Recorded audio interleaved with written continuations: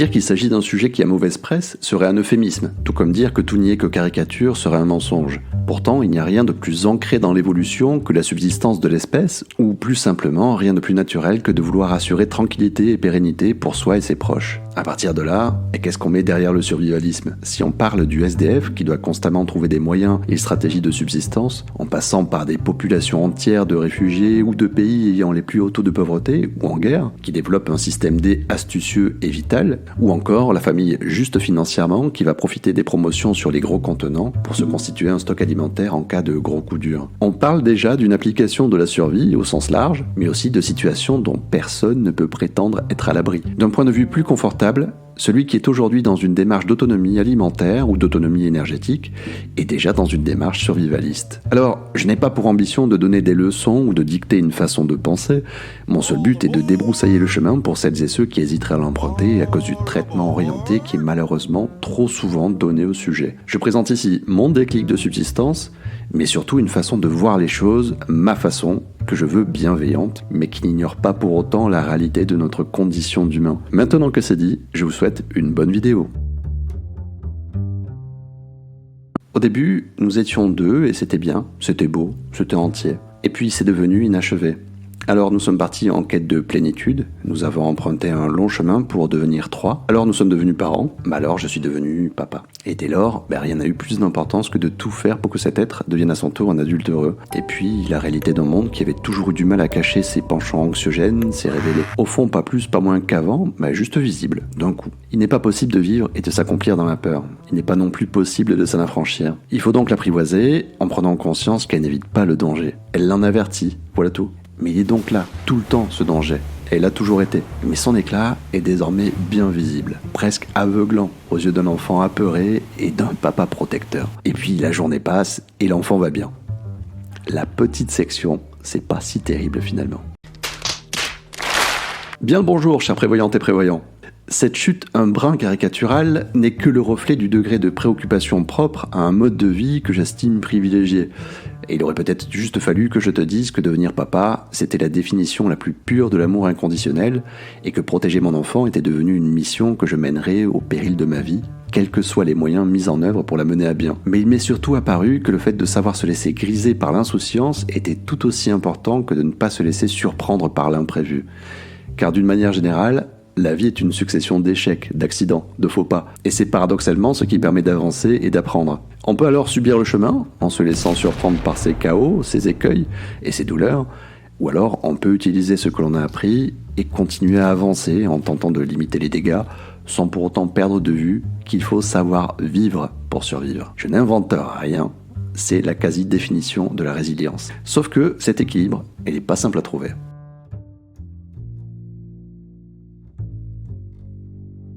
Le sociologue Bertrand Vidal, qui, bien qu'il reconnaisse la présence de profils très variés, estime que tous les survivalistes partagent un imaginaire commun qui voit le futur comme une perspective forcément négative, terrible.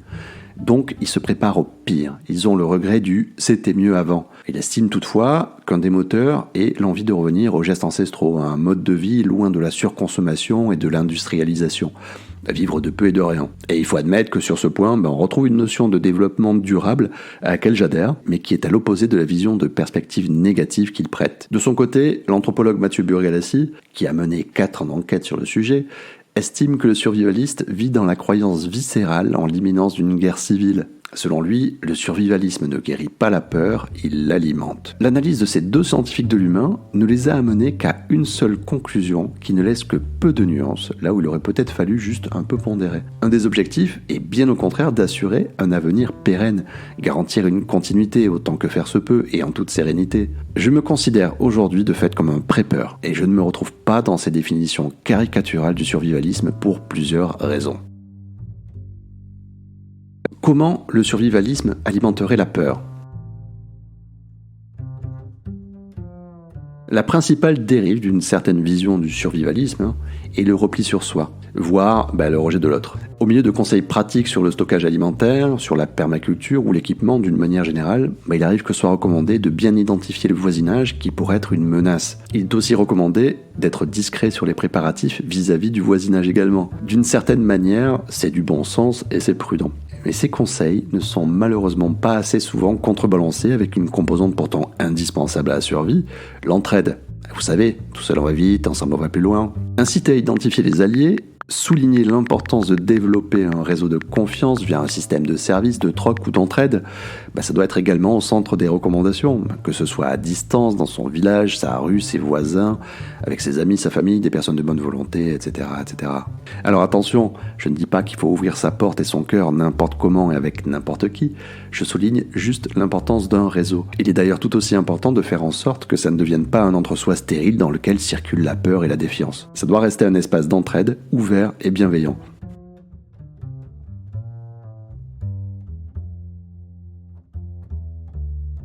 Alors, on se prépare au cas où ou en attendant que?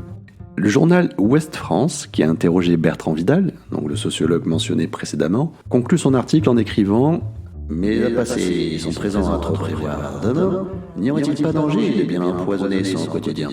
Alors, pour aller au-delà de l'effort porté sur la rime, prévoir demain, c'est quoi? Et puis, c'est quoi prévoir? Se préparer à quoi? Eh bien, à tout et à rien de précis, justement. Mais avec pour objectif de maintenir une forme de pérennité de l'existant en fonctionnement dégradé. Mais pour ça, une bonne préparation repose sur 4 piliers. Le matériel, l'organisation, le développement des compétences et l'état d'esprit, le mindset. Se préparer n'est pas anticiper. L'état d'esprit est tout aussi important que tout ce qui a trait à l'aspect purement factuel et pratique. Il est important de bien garder en tête que c'est la préparation et non l'anticipation qui doit être au centre de la démarche. Se préparer à une multitude de possibilités n'est pas la même chose que d'anticiper l'inéluctable. Il est toutefois important de rester en veille, mais sans être à l'affût du moindre signe de l'incident, au risque d'y trouver des connexions anxiogènes et infondées et se renfermer. Avoir une trousse de secours dans la voiture, ou régulièrement à portée de main, me permet d'être serein, car équipé pour réagir autant que possible face à l'incident. Avoir un sac d'évacuation à la maison me permet d'être serein, car je serai en mesure de subvenir aux besoins primaires essentiels pour ma famille pendant au moins 72 heures en cas de rupture de la normalité qui serait causée par mettez ce que vous voulez entre les guillemets, de toute façon ça n'a pas d'importance. Dans tous les cas, je suis prêt autant que faire se peut et ça me suffit pour ne pas avoir à y penser. Bref, savoir profiter de la vie en étant préparé est juste une affaire de biais.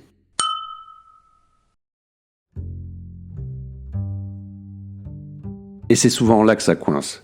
Ne pas confondre rejet et au pire défiance. Comme évoqué en préambule, j'adhère à une partie de l'analyse de Bertrand Vidal, bien contre son gré, quand il explique qu'un des moteurs est de revenir aux gestes ancestraux, à un mode de vie loin de la surconsommation et de l'industrialisation. Vivre de peu et de rien.